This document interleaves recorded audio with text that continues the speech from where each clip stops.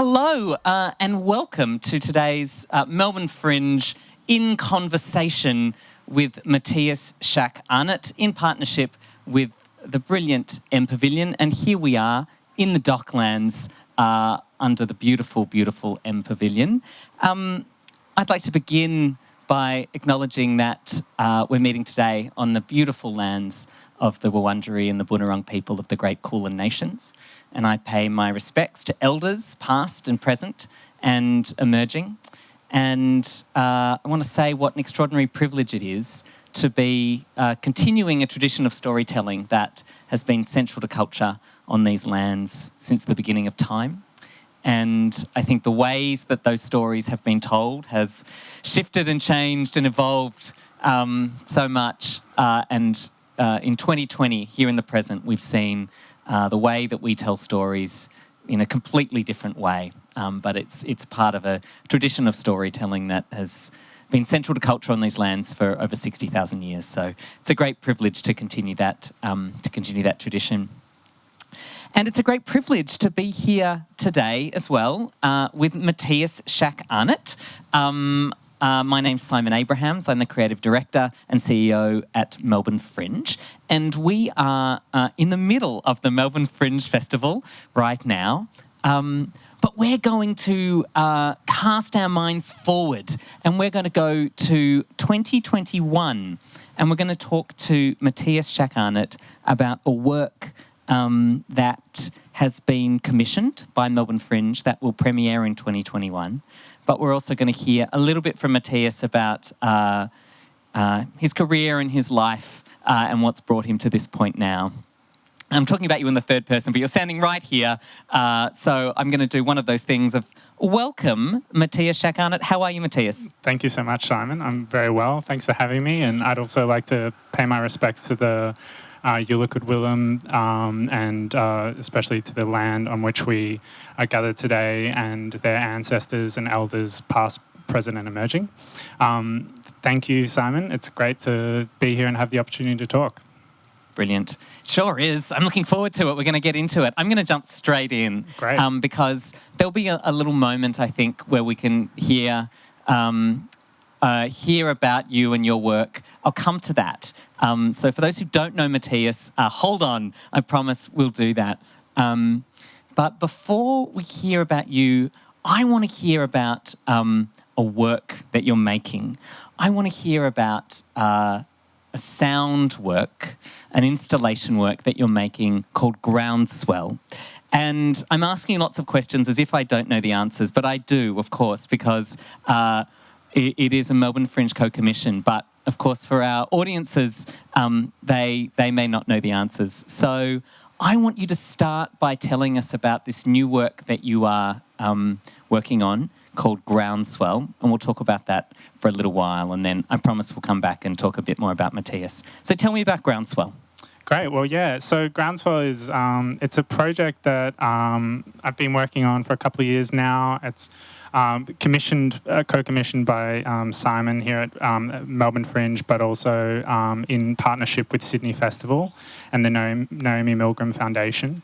And it's a work that is essentially it's an offering to, it's my first public artwork, and it was inspired by just the notion of the public space, which is a very ancient notion of a gathering space, and just the idea of creating a space that brings people together and invites connections between strangers.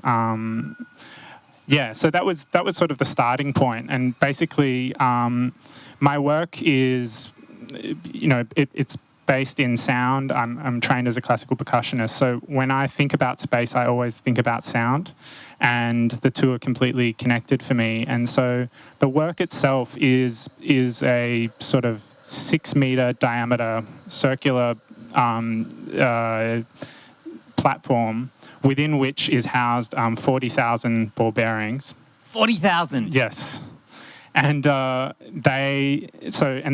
participants, they step onto this platform, and it moves under their weight. So it's a tilting, subtly, gently tilting platform that tilting motion then causes these rippling waves of the motion of these bearings that actually creates this very oceanic wave-like sound that's highly intricate and visceral, actually, beneath people's feet. So what's interesting about the work for me is that you always have this very acute sense of your relationship to the others that are sharing the space. And it's a very physical experience of sound. Wow. That was a very loud motorbike. Speaking of physical... It was a visceral experience of sound, wasn't it? Exactly. And it sort of, as I began to develop the work, it sort of struck me how much it, as a poetic experience, speaks to our increasingly precarious relationship to the natural world, and that idea of just the act of even just your very presence in the world has an impact, has a footprint, a carbon footprint, of course, and also that notion of that we are all trying to find balancing points between all these different aspects of that issue.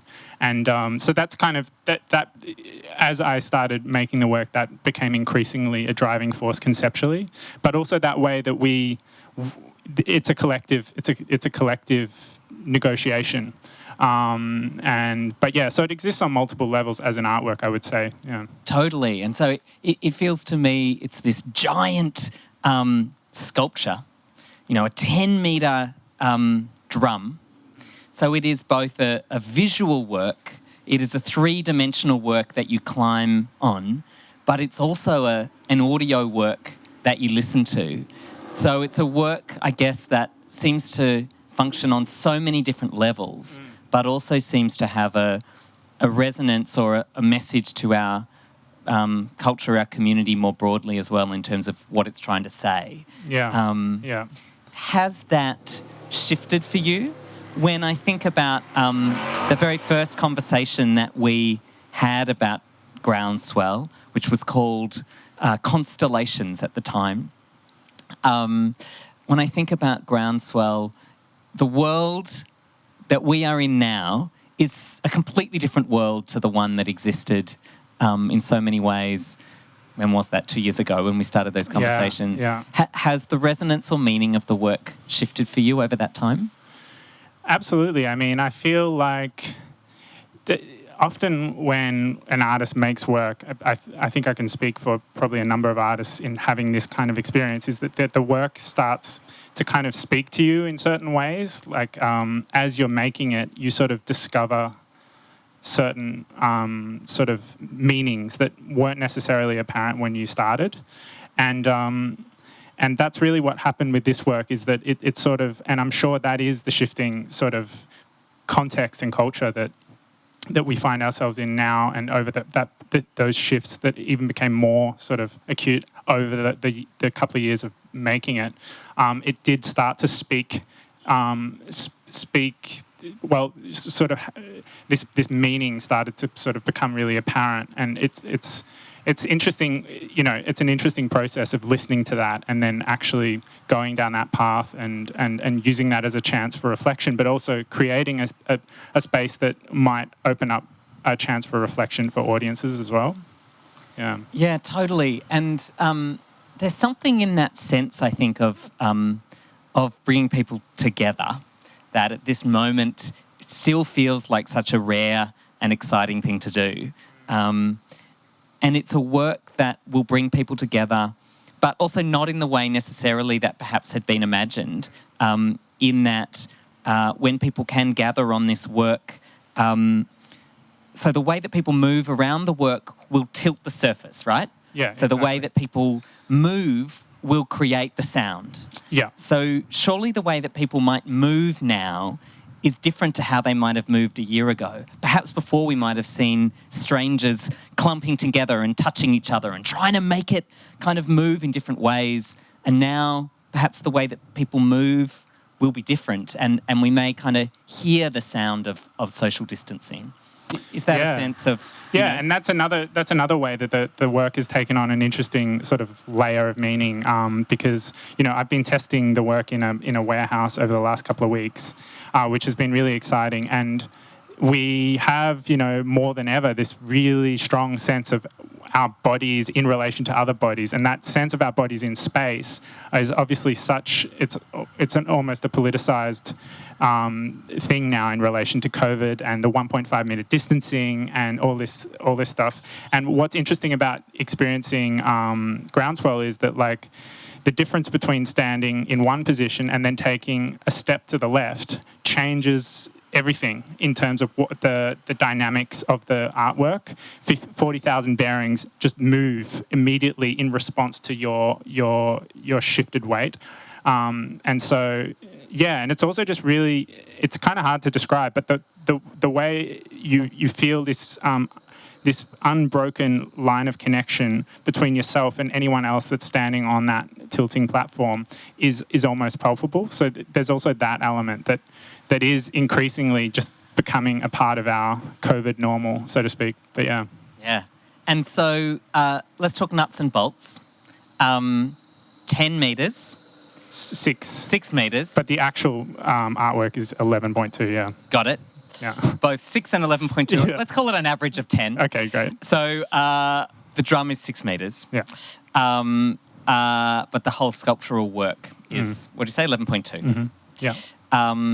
Anyone can access it, right? So, so it's a work that is completely accessible. Yeah. It's wheelchair accessible. Yeah, but it's also interesting in terms of different types of listening, the deaf and visually impaired. It's the experience of the audio is just as much a vibrational experience as a purely sonic experience. And one thing that I've neglected to mention is that every couple of minutes of being on this artwork, the whole thing starts quivering and vibrating beneath you. So 40,000 bearings start chattering as they move, almost like there's a sort of seismic earthquake-like vibrations beneath you. And that kind of comes from this idea of, wanting to create a situation where people are becoming finely attuned to the subtle shifts in weight of their own body, but also in relation to the others that are sharing that space, and how we can navigate that sort of negotiation. But then there's also these forces that are outside of our control that just are unleashed and that overwhelm our actions. So that's where that's coming from. But yeah, it's an interesting mode of listening that happens because you literally feel the vibration throughout your whole body. I was just testing it yesterday and was very excited about that. So it's sound that you can hear. Yeah. It's sound that you can feel. Yeah. And there's a visual element to it as well in terms of kind of at night there's lights and it's sound that you can see as well.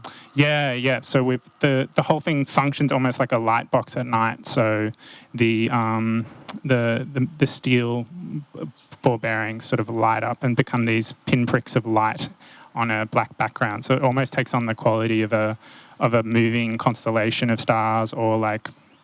Yeah, it's got sort of multiple sort of visual things that it seems to evoke, or like droplets of water, and sometimes they're silhouetted against the light and become these almost like swarms of insects. So yeah, it's amazing what a ball bearing, what sort of double lives ball bearings can have in an artwork like this. Yeah, I mean, it sounds so exciting, and.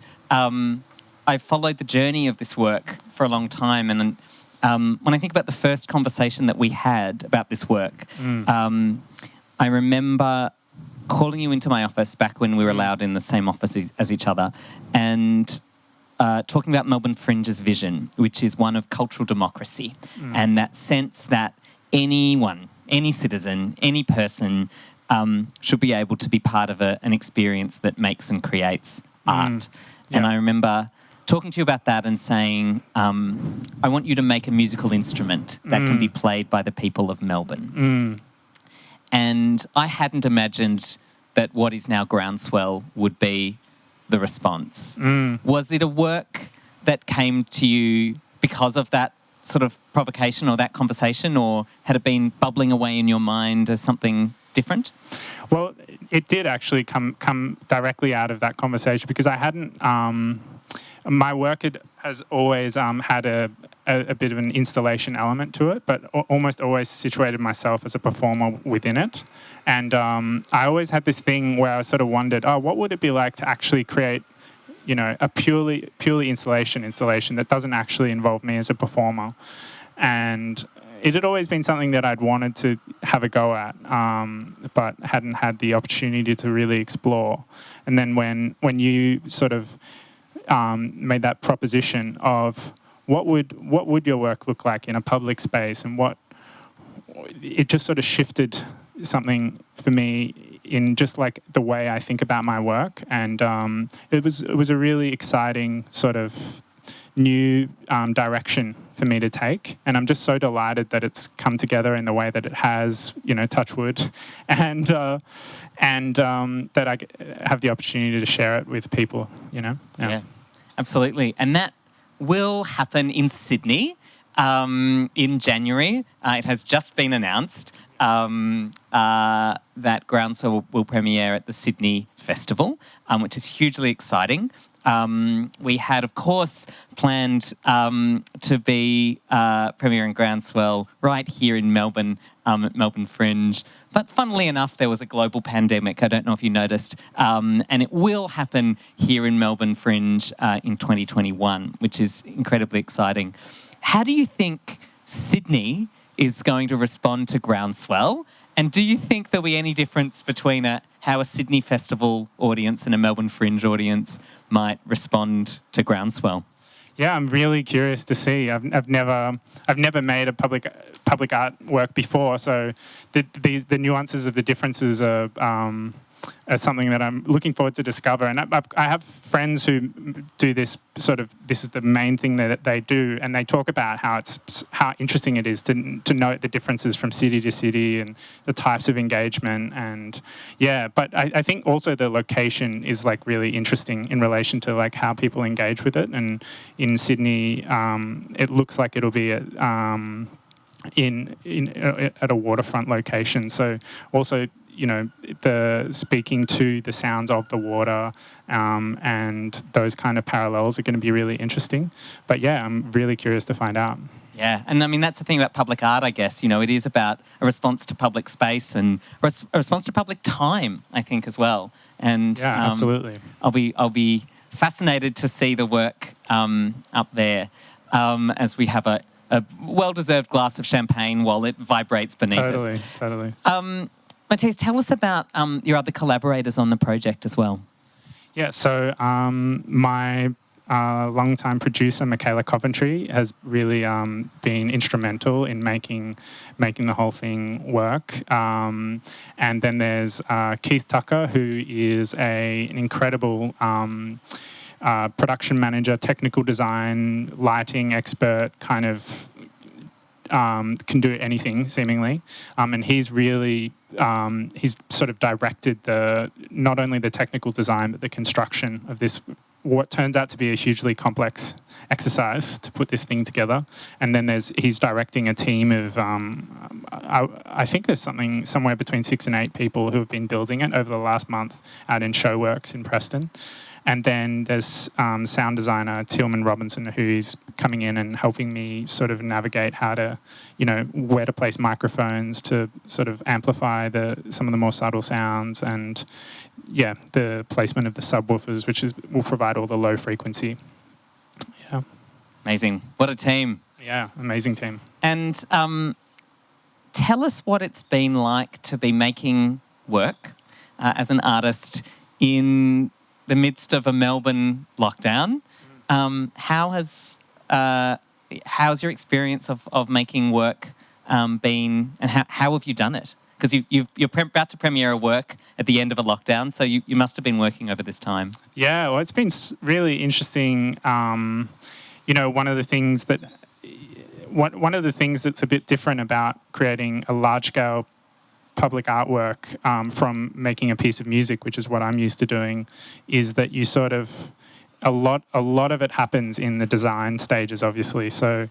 And then it just suddenly, in a flurry, right at the end, all gets built, and you sort of don't have much room to move at that point. Whereas I'm used to sort of making a piece of music and just tweaking it day by day for months.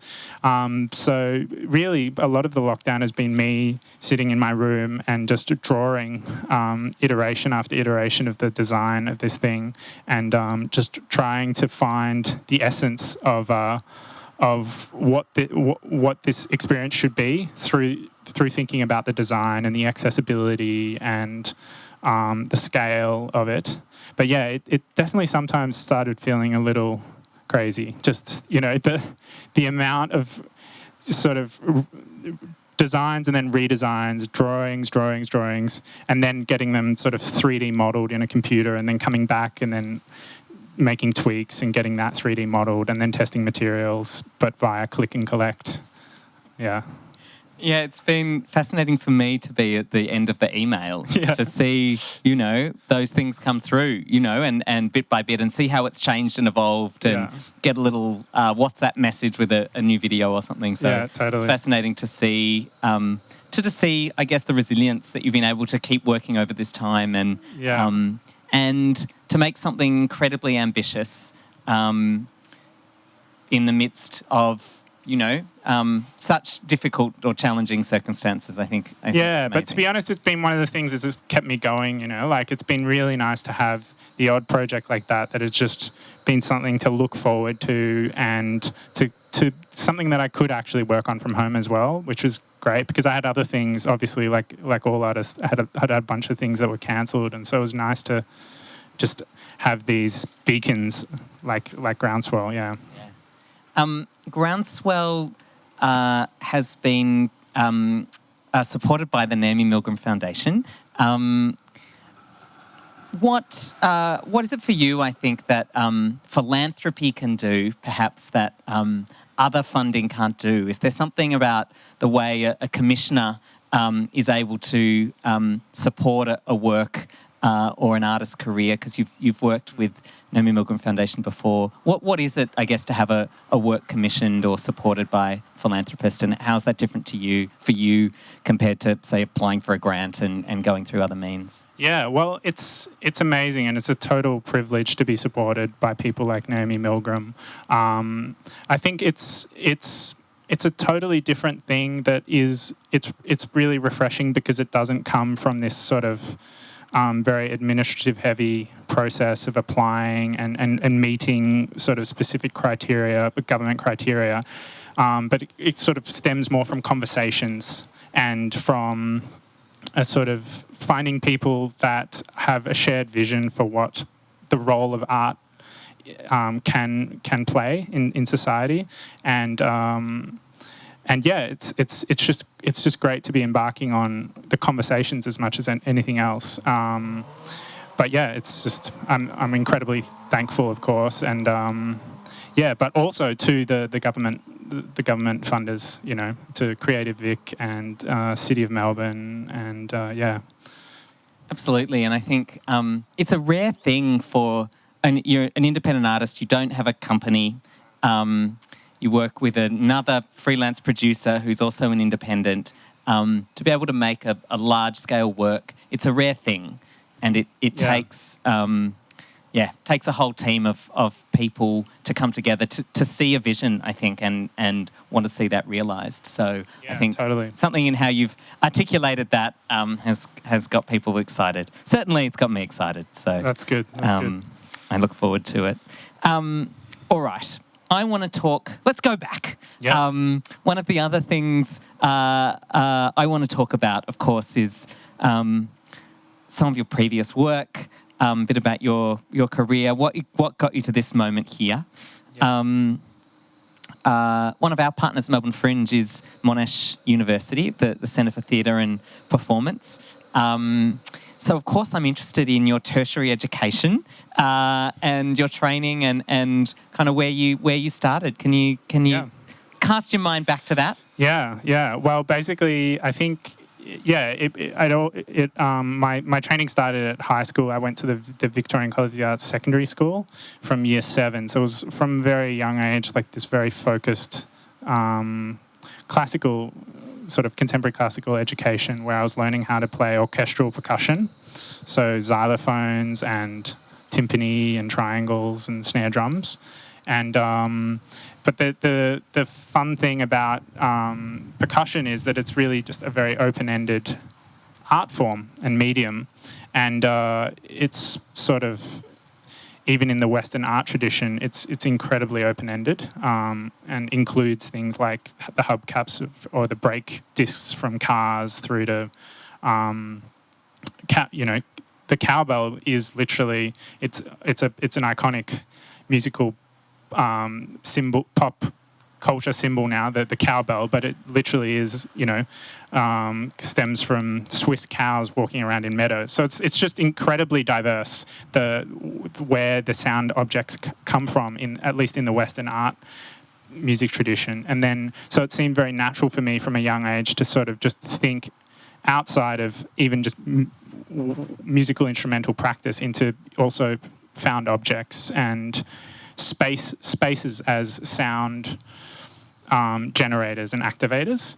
But anyway, I went to high school at VCA High School, and then also went to the VCA, and around 18 started receiving mentorship through Speak Percussion, a local really amazing percussive arts organisation run by Eugene Ugeti. And it was just an amazing opportunity to be mentored by one of Australia's leading thinkers within that space, and all through my 20s really had an amazing journey of working with composers, musicians, choreographers, artists from around the world on projects through that company, but also started making my own work at the age of 22, like in Next Wave and these kind of really great organisations that support younger artists. And from my early project, they were always exploring the intersection between sound and space, the sort of the visceral nature of sound. My first solo project for Next Wave was actually a collaboration with an architecture firm, and we made a small micro space that would enclose one audience member at a time in pitch dark, and then over the course of a 10 to 15 minute experience, sort of 10 kilograms of rice and sand would fall across the exterior walls of the structure, and they would feel like they were in an avalanche, and I would play on the walls. And so that's kind of where it started, and then I just kept exploring those kind of ideas. And what year was that you made that work? 2012. 2012. So not that long ago, really, that you made really. your first work. Yeah. So in that time, you've then made a series of other works, and your star has risen very quickly. Tell me about another major work, I guess, that you've made since that time. Well, my most recent work was called Everywhere, and it premiered at Melbourne Festival last year, and it was exploring sort of large-scale cyclic motion in sound, and involved constructing another 6-metre diameter circle. I seem to be fixed on 6-metre diameter circles, but a revolve that in the ceiling, from which I suspended hundreds of percussive objects that would then float in these giant orbits, and I would perform on this work. And it was essentially this kind of world-building exercise, but through sound, and exploring the sort of interconnectedness of things, inspired by the sort of interspecies dependence in forests, and just kind of exploring how humans potentially don't have to be at the center of things, and it just kind of exploring sort of the way that an environment can dictate the terms upon which you engage with it, as much as the other way around, but in a musical context. So that was my most recent work, which has been completely put to bed by COVID, but hopefully will rise again. Yeah, hopefully. So your work, it seems characterised by this, again, this fascination with space and with creating environments that interact with sound and in creating instruments. Most musicians learn to play instruments very well. Yeah. But you're like, no, Yeah. I could do that if I wanted to, but actually you're much more interested in creating instruments, right? Yeah, and it's a funny thing because when you embark on these journeys, you do kind of think like, oh, why didn't I just stick with that drum over there? Like, it works fine, Why did I have to think up this whole new approach to everything? And sometimes it feels incredibly frustrating, to realize that you've set up this impossible situation for yourself again. But there is something about creating these environments. I almost don't really see them as creating instruments. I see them more as creating. It's almost like putting together the pieces of a sonic installation. But yeah, I guess why I do that is I like the way that I'm interested in a relationship between a musician and an instrument that isn't just the instrument being a tool that is wielded by a performer, which to me is it's great, and I love musicians playing instruments, of course. But in my work, I'm interested in the way that relationship can be a little bit more dynamic, and the way an instrument could actually have a way of moving and a way of sounding of its own accord, and that might sort of, once again, dictate the terms upon which the performer engages with them. And then the conceptual readings that then come out of that as an audience member when you see an object in motion, and when you're hearing what you're seeing in terms of like it may be spinning because I've hit it while it's suspended, and you're hearing the sonic effects or the acoustic effects of that spinning, it sort of then starts to take on other layers of reading, Like it might feel a bit like a pulsar, like a flickering star in the sky, or it might speak to, the way animals move, or it might have an industrial quality. And the way then when you add another object next to that, and the way they speak to each other, all these things start to happen for me, at least. Yeah, I love that about your work. I love that your work has it's incredibly abstract, your work. And for those who haven't seen it, it's very strange and abstract and obscure and beautiful. Yeah. But I love that it is so grounded in meaning and not, even though it is abstract, it has such a clear through line for me of meaning, particularly I think in its intention, But I love that you leave it open to interpretation as well. And I think about say Robin Fox, who's another musician who is in one of these Melbourne Fringe in Conversation MTalks events. So tune into that. And Robin will say, I'll say to Robin, tell me about your work. What does it mean? What's the intention? He's like, doesn't mean anything. It's music. It's supposed to make you feel things. Yeah, totally. Which I kind of love as well. And do you, when you're making your work, do you have that sense that you're like, I don't care what you make of it. It can mean anything. It's abstract. It's music. Or do you come from a much stronger, like, no, this is what I'm trying to say about the world with this piece? I think somewhere in between the two. Yeah, like I do feel like that is the strength of music, is that it sort of almost bypasses those kind of parts of the brain that sort of exist within language.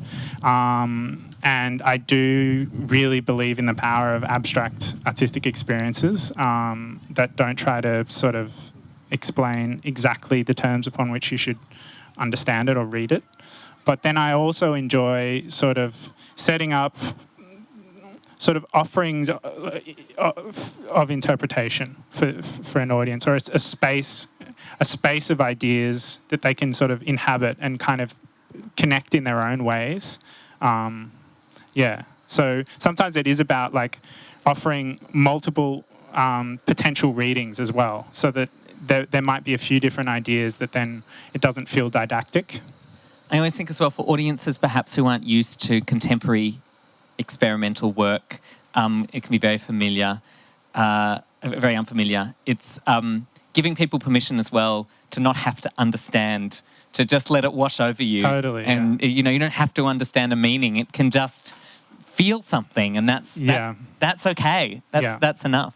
Yeah, totally. I think especially in a work like Groundswell, while it does have this framing that does in some ways speak to the climate crisis, I'm also just really interested in what it feels like to be on this thing and to feel this ocean of sound moving beneath you and the vibrations passing through your body and being in a cityscape but experiencing this very, at times fragile, at other times incredibly intense artistic experience. Yeah. Absolutely. Can you tell us a little bit about maybe who are artists that have influenced you or your practice, or whose work are you interested in? Who should we be Googling right now?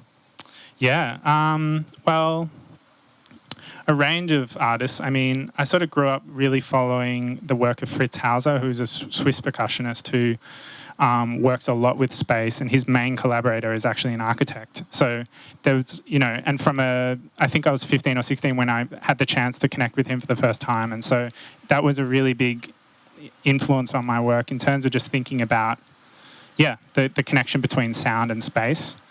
You know, Pauline Oliveros in terms of like deep listening and sort of engaging with, the act of listening as an aesthetic experience itself. I mean, there's a whole range of artists. I mean, Robin Fox, who you mentioned, has been a big influence for me.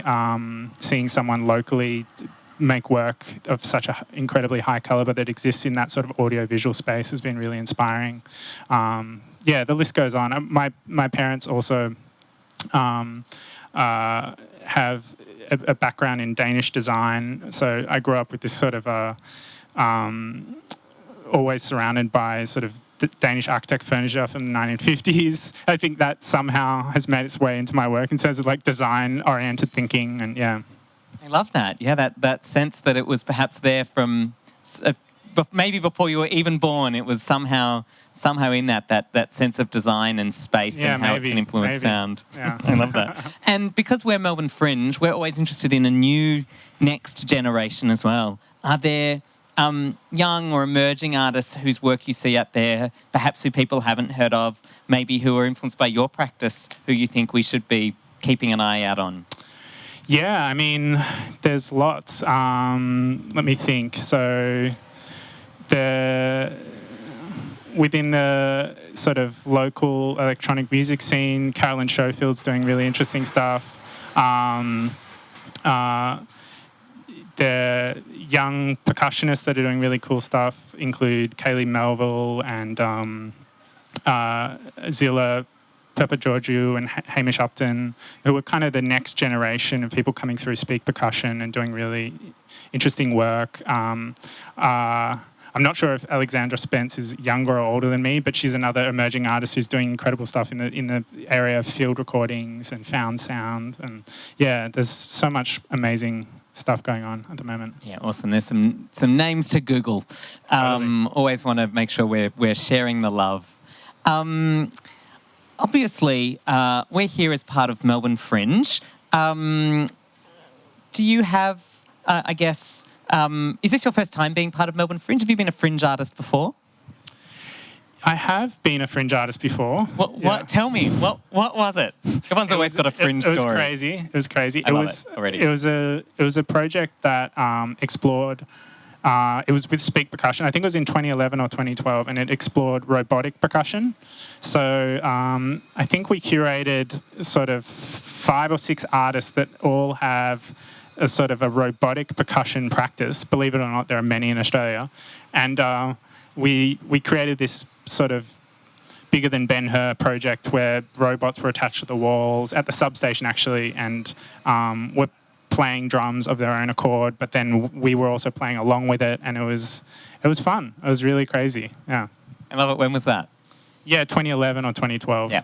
So around that time when you were trying out new things, and then this is your first time back at Melbourne Fringe now. I think so. Yeah. Now nearly a decade later. Well, 2021 will be the premiere of the work. Yeah. And from a work in our independent program now to a kind of central signature work commissioned by the festival in a short period of time.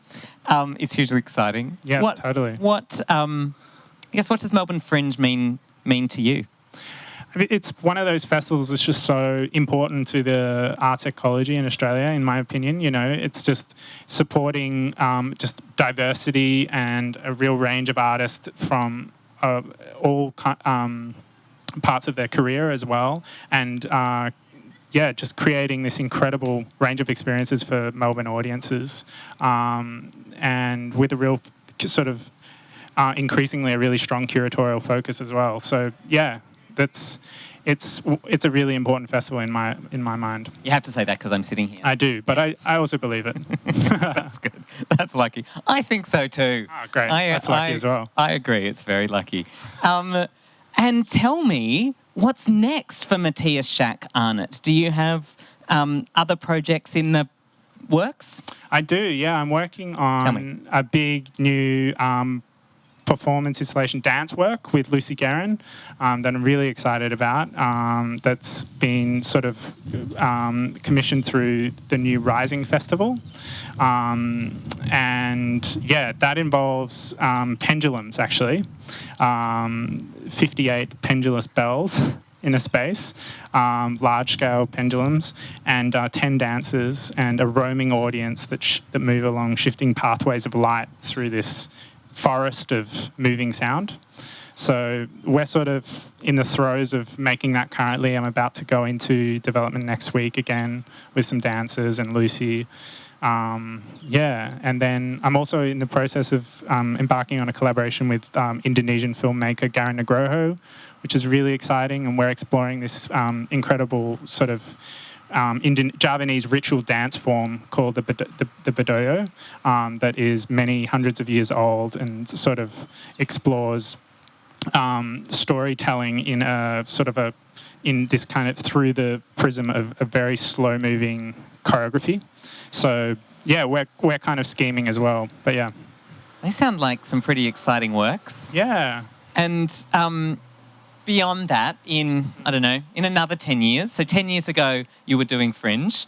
In another 10 years, when you're putting together your next Fringe show or wherever it is that you might be in the world, do you have a sense of what your career will be doing in the long term? What you want to do? Yeah, I mean, I don't really, to be honest. But I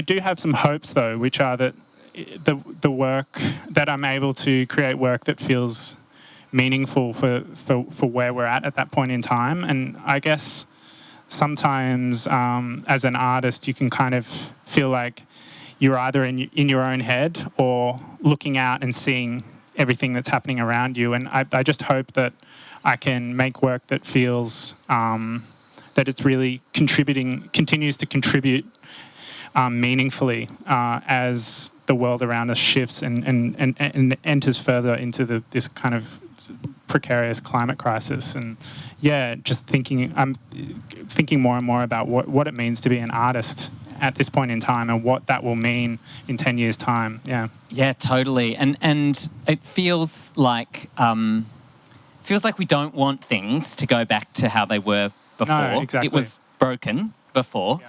And so it's an opportunity now for us to think about the world we want to create and how to make that happen. You know, yeah. Do you have, I guess, a hope or a dream for the future of the arts and how we can all work collectively to make things different?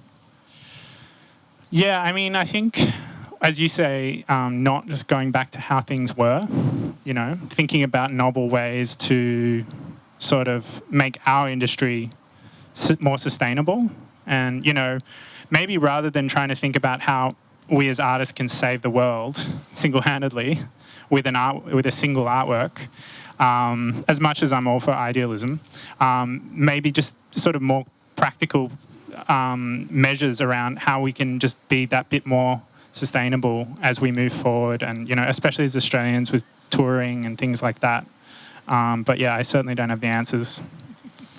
No, look, I don't think any of us do, but I think, exactly as you say, thinking big, making art, but also taking on our personal responsibility feels like a pretty good way to go. Totally, yeah.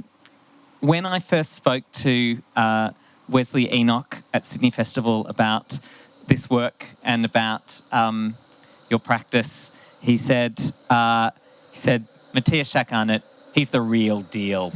And I said, nice. I reckon he is too. So I think we've absolutely heard that today. So it's been a great pleasure to chat to you today. I'm very excited to see Groundswell come to fruition. We'll see it in Sydney in January. We'll see it at Melbourne Fringe in October 2021. So thanks to M Pavilion for having us. But thanks, Matthias Schack-Arnott, for a fantastic conversation. And thanks a lot, Simon. Chat to you really soon. Thank you.